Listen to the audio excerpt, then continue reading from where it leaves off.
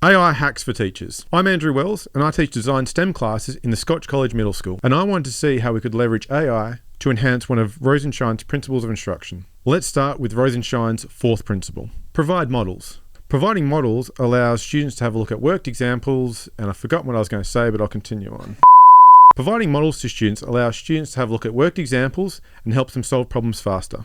One class I teach is a Year 6 class in the middle school. Their first project is a balance plane that is hung from the ceiling and moves in circles. As it was my students' first time using Shaper, it was important that I showcased the boys a worked example that we worked through together to create a model of a balance plane. Students often find this part of the design process really challenging. This AI tool provided the students a set of models and blueprints to help spark some of the creativity, while providing plenty of discussions within the classroom about which designs will or will not work.